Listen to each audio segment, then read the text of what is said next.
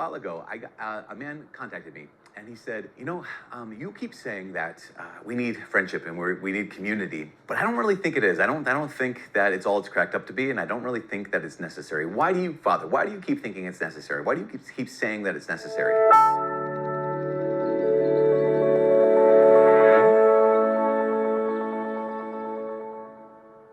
Hi, my name is Father Mike Schmitz, and this is Ascension Presents. First off, I want to commiserate with someone who comes from that perspective, because my thought is not to read too much into someone's email if they write to me or they contact me somehow.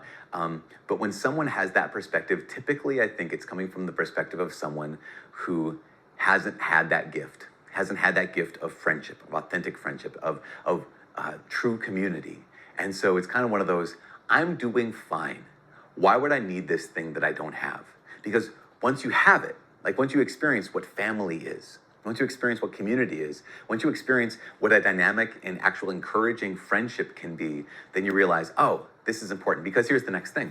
Because I think in some ways, friendship is one of those things that might not have a point. I mean, here, obviously there are helpful friendships, there's useful friendships, there are friendships of convenience and friendships of utility, right? That sense of like, we help each other, and that's great. That's the point, that's the use of those kinds of friendships. We talked about that in other places. In some ways though, friendship doesn't have a point. What I mean by that is, it's kind of like play, or it's kind of like art, that there's no point to really to play. I mean, you might say, well, I play so that I can stay healthy, or I play because, I look at art because, it keeps my brain active or something like this, or I do art because it keeps my dexterity dexterous, and that kind of thing. But in some ways, friendship and play and art they don't do anything. Like there's not a real utility that they add to life.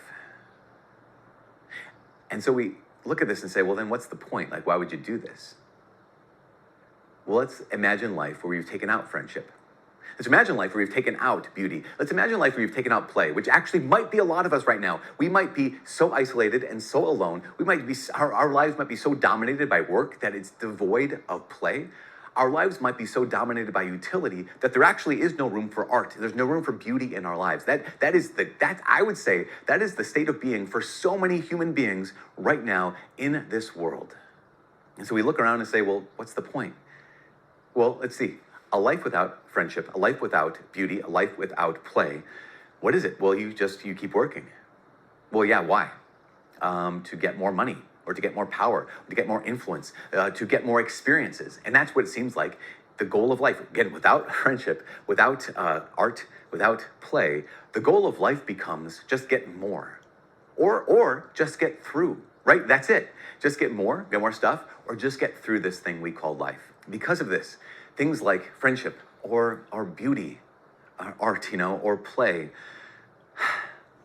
might not be the thing that gets us out of bed in the morning, the thing that we're living for, but they give meaning to life. They might not, I mean, in some ways you might say they might not be the meaning of life, but they give meaning to life.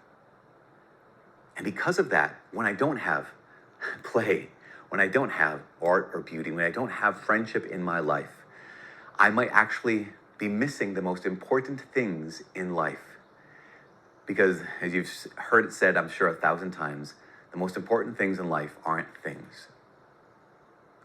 So is there a deeper reason why we would need things like friendship or community? And the answer is not only because friendship gives joy to life, and friendship gives kind of that spice and that again, another layer to our being able to enter into life, but also because it's what we're made for.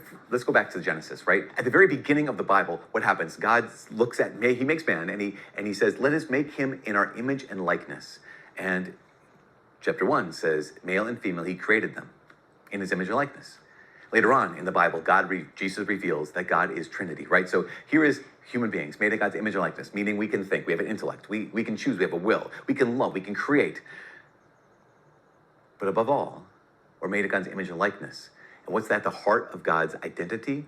The Catechism says that Jesus reveals the deepest identity to God, and that is God is an eternal exchange of love, a communion of persons, that God is love.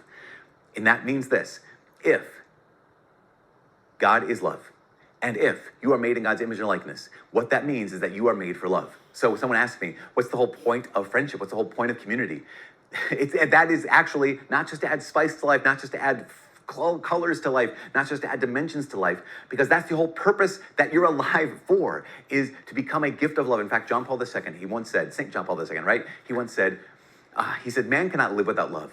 Without love, man remains a mystery to himself. His life is senseless if he does not experience love and make himself a gift of love in return.